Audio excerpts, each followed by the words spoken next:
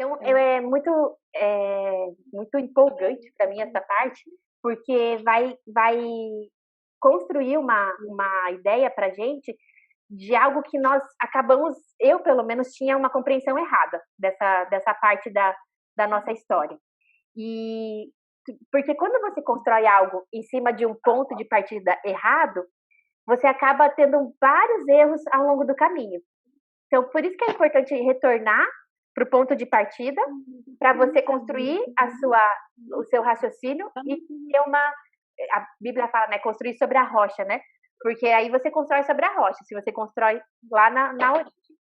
Então, a gente vai falar hoje sobre o ponto de partida da criação, e nisso nós vamos entender qual é o plano de Deus para nós. Deixa eu passar aqui para o próximo. Então, lembra que nós comentamos num outro tipo de estudo como que nós apresentamos Jesus? E aí eu coloquei uma pergunta aqui, né? Como que você apresenta Jesus? E algo que a gente faz meio espontâneo é apresentar Jesus como o Salvador, como o homem que morreu na cruz. Essa imagem da cruz é muito forte, né, no cristianismo. E a gente, quando vai apresentar Jesus para alguém, nós acabamos ressaltando, ou até mesmo iniciando, o ponto de partida de apresentar Jesus é iniciar sobre essa parte de tudo por você é salvo por Jesus. Só que existe algo que a gente não presta atenção quando a gente apresenta Jesus dessa forma. Tem algo aí que precisa ser tratado no nosso conhecimento a respeito da nossa origem. E aí uma pergunta, né? Por que nós apresentamos Jesus como o homem que morreu na cruz? Vocês já pararam para pensar por que a gente apresenta Jesus dessa forma? Um marco, como o marco principal, né? Porque é uma coisa que é marcante, né? Naquilo é marcante, é o marco. E também porque na hora que nós tivemos, provavelmente, os primeiros contatos com a pessoa de Jesus, provavelmente quem nos apresentou falou dessa forma, né? Olha, você precisa conhecer Jesus, o teu Salvador, aquele que morreu por você. E quando a gente fala também, por exemplo, de Eva, né? Quando a gente vai falar da Eva, o Everton sempre fala assim, a culpa é da Eva. Ele sempre fala umas coisas assim. Por exemplo, quando o príncipe... Esqueci o nome dele. Qual que é o nome daquele príncipe lá? O Harry. Príncipe Harry. O príncipe Harry, ele abdicou, né, a sua nobreza. E aí o Everton falou assim, a culpa é da Eva. Foi a mulher lá que foi ferver a cabeça dele. E abriu Também acho. Porque se tivesse casado comigo, tava lindo. Tava lindo, pomposo no castelo. Eu também, lá com a Betinha, os dois ricos na realeza. Mas então, casou comigo. Jesus, tem que editar isso. Não, vamos deixar. A gente, quando apresenta Eva, a gente cai nessa linguagem popular mesmo de apresentar Eva como culpada. É assim que nós porque é muito mais fácil apontar o erro e a catástrofe do que a bênção e o acerto. E por que é? Porque essa é a pergunta. E por que a gente apresenta a Eva como culpada? Porque quando a gente vai falar de Eva, a gente sempre associa ela com a culpa. Aquela que ofereceu o fruto. Aquela que convenceu Adão a comer do fruto. Aí, e porque o próprio Adão fala, foi a mulher que tu me deste. Então, por que isso? Ele joga a culpa nela, né? E por que a gente coloca esse rótulo nela de culpada? E hoje nós vamos entender que o pecado, vou até colocar aqui para cima, um pouquinho, vamos ver se eu consigo puxar aqui. Ele é um adjetivo, né? Isso, e o pecado não é o que nos define. Eu não sou definida pelo meu pecado. Então, quem é que me define? O meu Criador. E onde que começa essa história? Essa história começa lá em Gênesis 1 e 2. Então, quando eu parto do ponto de que Eva é culpada, de que é o pecado e de que o pecado é o que eu preciso fazer para... Aliás, o que eu preciso na minha vida é resolver o problema do pecado. Quando eu parto desse princípio, tudo gira em torno do pecado. E é como se colocasse o pecado no centro do universo. Já pararam para pensar nisso?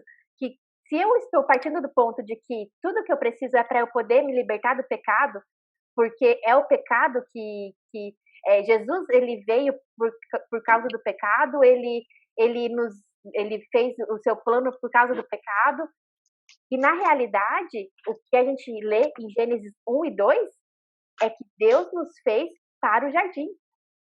O nosso propósito original é uma vida abundante, perfeita e agradável. O pecado não é o ponto de partida de Cristo, é isso que eu estou querendo colocar aqui, né? Que é o que nós vamos trazer hoje. O amor e o relacionamento dele com a gente é o seu ponto de partida. E aí, por conta dessa situação do pecado, Cristo vem ao mundo para nos redimir. E em Cristo todas as coisas são redimidas. O que isso significa? Que Cristo redimiu todas as coisas, todas. Não ficou nada. Em Cristo tudo é redimido. Então o nosso ponto de partida, ele está em Gênesis 1 e 2. Por isso que eu compartilhei lá com vocês, né, esses 2 capítulos, para que a gente pudesse ler e pudesse lembrar o propósito original. Para que Deus nos criou? Deus não nos criou para o pecado. Ele, sabendo que nós pecaríamos, já tinha um plano de redenção desde o início. Antes de nos criar, o plano já estava pronto. Ele já nos criou com esse entendimento de que nós teríamos esse desvio e que ele, através de Cristo, nos redimiria. Então, quando Cristo vem e ele se entrega por nós, o que ele está nos fazendo? Ele está nos colocando de volta nesse lugar que é o lugar onde ele governa. Como é esse lugar? E aí ele vai nos redimindo progressivamente, né? Porque a gente aceita Cristo como governante do nosso viver, né? A gente recebe a presença dele para governar a nossa vida, mas isso é uma coisa que vai nos tratando progressivamente. A gente não é a partir desse ponto que eu sei que muitas pessoas têm essa expectativa, né, de uma transformação radical já no primeiro contato, mas o processo é algo que vai acontecendo aos poucos, né? E aí Cristo vai tratando, ele vai redimindo a nossa vida. Então tem várias áreas da nossa vida que vão sendo tratadas e que ele vai trazendo esse plano original. Olha, Yara, tá vendo o seu casamento? Não é o que eu planejei. Venha saber como que é o plano original. Ó, o plano original que eu tenho para o seu casamento é assim. Aí ele redime. Aí ele vem e fala, Yara, esse trabalho, a forma como você trabalha, não é assim. O plano original é assim. A minha vontade é essa. E aí, quando a gente tem esse coração que a Bíblia fala que Davi era um homem segundo o coração de Deus, e que ele tinha um coração ensinável. Quando a gente busca esse coração ensinável, busca conhecer a Deus e ter esse coração que é ensinado por Deus, a gente vai aprendendo como que as áreas da nossa vida vão sendo redimidas. Então, Deus nos traz a cada ponto da nossa história e fala, olha, isso aqui não está na minha vontade. O meu plano original para isso é dessa forma. E aí, Cristo redime e vai nos tratando até que a gente alcance a estatura de varão perfeito e sejamos, né, e possamos ir para a glória e, enfim, estarmos na eternidade com Cristo. Mas o nosso processo aqui de redenção é progressivo, né? Então, Cristo vai nos tratando. E ele vai nos tratando e vai nos mostrando o ponto de partida, que não é em Gênesis 3, que é o capítulo 3 de Gênesis, ele vai mostrar o pecado entrando no mundo. Mas a história da humanidade não começa no pecado. É isso que nós precisamos tirar da nossa cabeça. Nós não fomos criados, até tem uma parte aqui que está escrita na apostila, né? Até coloquei aqui no slide. Cadê? Nós não fomos criados marchando, ninguém foi criado marchando para o inferno. Deus não nos criou para que nós fôssemos para o inferno. Ele criou para que todos fôssemos salvos e ele nos criou para viver num jardim, num lugar perfeito, onde todas as coisas acontecem perfeitamente. Lá em Gênesis 1 e 2, ele fala que, inclusive, os animais e os seres humanos, eles se alimentariam das ervas, né, e das sementes da terra. Ou seja, essa questão de erva daninha, de essas questões que trazem limitações de recurso, a questão também de medo dos animais, enfim, essa questão do ecossistema desestruturado, e até passou ontem no Fantástico, acho, um país na Índia, se eu não me engano, que tem um número gigante de macacos. Porque aconteceu um desequilíbrio na natureza e agora virou uma praga. Que é uma praga? Uma espécie que se multiplica e que vai eliminando as demais, né? E que começa a crescer de forma não saudável. E isso é consequência do pecado. Mas Deus nos criou num ambiente perfeito, em que as coisas funcionam. E elas não só funcionam, como elas são bonitas, agradáveis. O jardim, ele foi pensado para ser, inclusive, bonito esteticamente, né? Quando a gente olha a natureza, né, e para pensar nisso, a gente vê como Deus é detalhista. Em design, eles usam um termo para definir design, e design é forma, função e detalhe. O design é forma, função e detalhe. E quando a gente olha para a criação, eles falam do design inteligente, né? Muitos teólogos, né, citam o design inteligente de Deus, porque quando você olha para a natureza, tudo tem uma forma perfeita, uma função e um detalhe. Deus, ele vai lá e coloca uma pintinha colorida lá no bichinho para você olhar e falar, nossa, já é lindo, mas ainda tem mais isso. Então, quando Deus colocou a gente no jardim, ele nos colocou nesse lugar bom, perfeito e agradável. Esse lugar é chamado vontade de Deus. Qual é o lugar chamado vontade de Deus? É o lugar onde Deus governa. O governo é digno somente dele. Só ele que é o rei de fato. E é o rei por direito, né? Na verdade, o Talmud até coloca isso muito bem, né? Cristo, ele é o rei por direito, mas ainda não é o rei de fato, porque muitas pessoas não o aceitaram como governante de suas vidas. Existem duas formas da gente viver. Nós podemos viver segundo a vontade do nosso coração ou segundo a vontade de Deus. E nem sempre essas duas vontades são a mesma. E a nossa oração deve ser, Deus, que a tua vontade seja a minha, que o Senhor coloque a tua vontade no meu coração. Porque existe uma natureza em nós, depois do pecado, que nos leva para desejos corrompidos, que é o que eu coloquei até aqui no outro slide. Deixa eu pegar ele aqui. Plano original versus ordem natural. Isso que é um raciocínio que eu acabei fazendo aqui, não está na apostila, mas, aliás, está, mas não dessa forma colocada. Mas o que eu penso? Porque hoje se fala muito em ideologia de gênero, em ser feliz, e buscar a sua felicidade, e buscar o prazer. A gente chama isso na sociedade de hedonismo, né? Essa busca do prazer. Se não me faz bem, eu não faço. Mas acontece que a nossa vontade natural nem sempre é a vontade original de Deus para nós. O Jardim do Éden, Deus mostrou ali o que é o plano perfeito, né? Ele fez toda a criação, colocou um jardim, e ele mostrou como que as coisas se relacionavam bem e como elas estavam bem, eram harmoniosas, bem organizadas.